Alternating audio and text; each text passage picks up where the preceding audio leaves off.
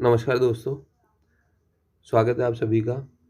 आज मैं आपके सामने लेकर आया हूँ अर्धवार्षिक परीक्षा 22-23 की कक्षा 10वीं का विज्ञान का प्रश्न पत्र।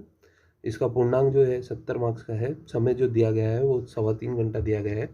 इस प्रश्न पत्र में भी जैसा देखने को मिल रहा है कि आप लोगों को टोटल 12 जो है वो वास्तुनिष्ठ प्रश्न दिए गए हैं। उसके अलावा सात सात जो 6 जो है वो आपको दिए गए हैं रिक्त स्थानों की पूर्ति।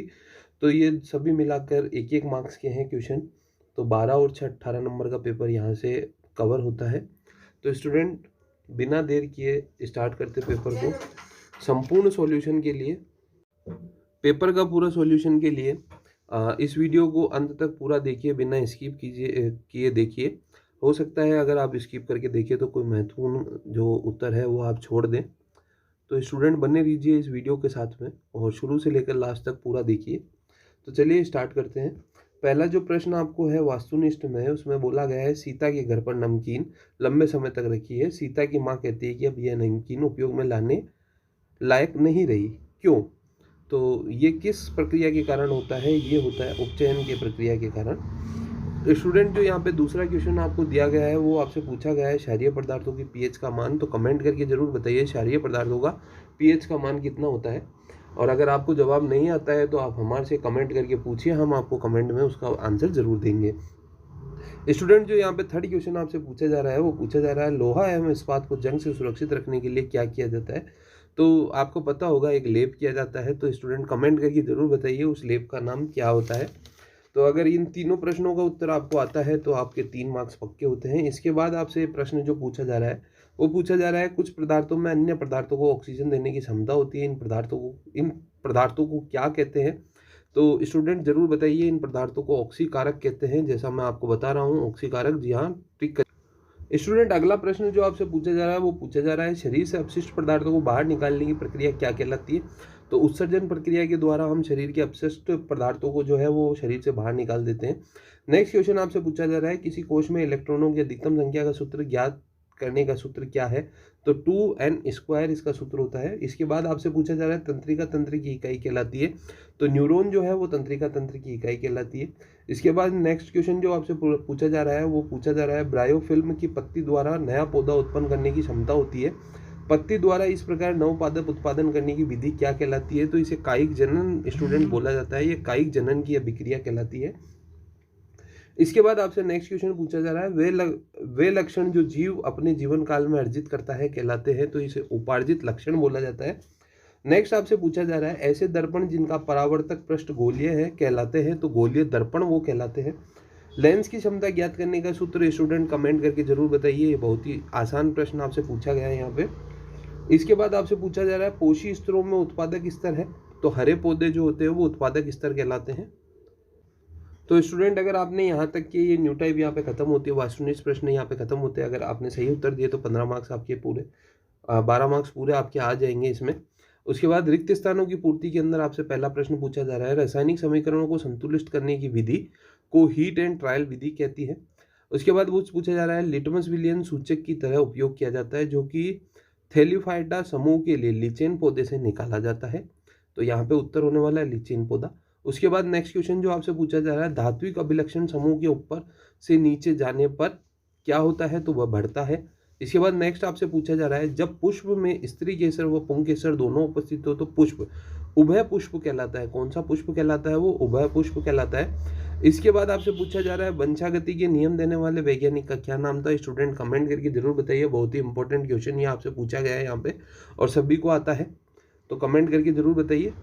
इसके बाद नेक्स्ट जो आपसे पूछा जा रहा है अधिक आयु के व्यक्तियों के नेत्र का क्रिस्टलीय लेंस दूधिया या धुंधला हो जाता है। इस स्थिति को क्या कहते हैं? इस स्थिति को मोतियाबिंद कहते हैं। नेक्स्ट जो आपसे एक एक नंबर के प्रश्न पूछे जा रहे हैं बहुत ही सिंपल प्रश्न है। जैसा कि आप देख पा रहे हैं पूरे प्रश्न पत्र के अंदर बहुत ही सिंपल आपसे क्वेश्चन जो है वो पूछे गए हैं। तो स्टूडेंट फटाफट से इन क्वेश्चनों को भी अपन हल करते हैं। सीएनजी का पूरा नाम, तो सीएनजी का पूरा नाम आप लोगों को शायद आता है, कमेंट करके बताएं। जैव प्रक्रम किसे कहते हैं? जैव प्रक्रम। इसके बाद नेक्स्ट क्वेश्चन आपसे पूछा जाए अंतःस्रावित ग्रंथियों को प्रभावित कीजिए। 2 अलग अलग लक्षणों की स्वतंत्र वंशागति का नियम अनुपात लिखिए। स्नेल का अपवर्तन नियम में आपसे पूछा गया था। निकट की दृष्टि को किस प्रकार लेंस द्वारा संशोधित किया जाता है, तो ये भी आप देख सकते हैं, लेंस द्वारा संशोधित किया जा सकता है। यह आपको पूरा प्रयोग यहाँ पे लग करके दिखाना है। तो स्टूडेंट ये 1-1 मार्क्स के क्वेश्चन थे जो यहाँ खत्म होते हैं। इसके बाद आपके 2 नंबर के क्वेश्चन में संचारण को उदाहरण द्वारा समझाइए। एस्ट्रीकरण अभिक्रिया, प्रतिवर्ती चाप, मानव नेत्र का नामांकित चित्र आपको यहाँ पे बनाना था, जो भी 2 नंबर में पूछा गया है। खाद्य श्रृंखला भी आपसे 2 नंबर में पूछी गई है। हम वन एवं वन्य जीवों का संरक्षण कैसे करते हैं, ये भी 2 नंबर में पूछा गया है।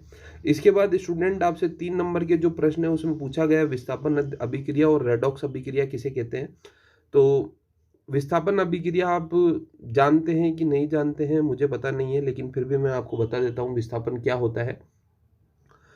तो स्टूडेंट संयोजन क्या होता है, 2 मिल के बनाते हैं उसे संयोजन कहते हैं। और विस्थापन क्या होती है, जब एक अभिकर्मक छोटे छोटे टुकड़ों में टूट करके एक नए उत्पाद का निर्माण कर देता है, उसे विस्थापन अभिक्रिया कहते हैं।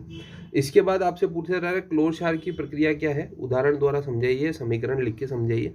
इसके बाद नेक्स्ट क्वेश्चन आपसे पूछा जा रहा है वर्ण विक्षेपण और टिंडल प्रभाव। तो स्टूडेंट टिंडल इफेक्ट क्या होता है, बहुत इंपॉर्टेंट क्वेश्चन है ये टिंडल इफेक्ट। तो जब बंद कमरे में जो अगर थोड़ी सी सूरज की रोशनी जाती है तो वहाँ पे धूल के जो कण उड़ते हुए दिखाई देते हैं, उसे टिंडल इफेक्ट के नाम से जाना जाता है।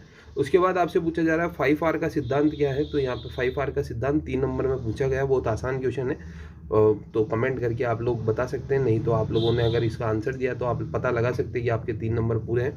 बाद में आपसे पूछा जा रहा है धातु अधातु में 4 अंतर, बहुत आसान प्रश्न यहाँ से फिर से आपसे पूछा गया है धातु अधातु के 4 नंबर के लिए। इसके बाद आपसे बड़े प्रश्न जो 20वां है उसमें 4 क्वेश्चन आपको दिए गए हैं, 4 मार्क्स का ये क्वेश्चन है। तो एक नंबर के 4 क्वेश्चन आपसे यहाँ पे पूछा गया है। इसके बाद आपसे पूछा गया हमारे क्रियाकलाप पर्यावरण को किस प्रकार प्रभावित करते हैं। तो आप सभी जानते हैं, कुछ भी आप इसमें अपने हिसाब से लिख सकते हैं कि आपको क्या लगता है कि पर्यावरण को हम किस प्रकार प्रभावित करते हैं। बाद में आपको यहाँ पे एक चित्र बनाना था जो मानव पाचन तंत्र या मानव श्वसन तंत्र का है। इसके बाद आपको टिप्पणी लिखने के लिए क्वेश्चन दिया गया था।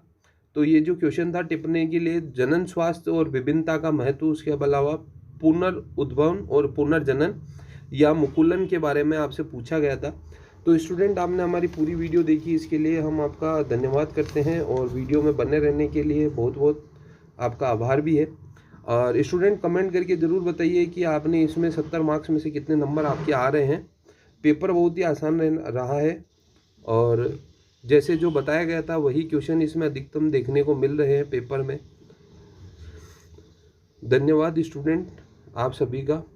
और अगर वीडियो पसंद आई हो आपको तो वीडियो को शेयर कीजिए, चैनल को सब्सक्राइब कीजिए और वीडियो को लाइक भी कर दीजिए। धन्यवाद।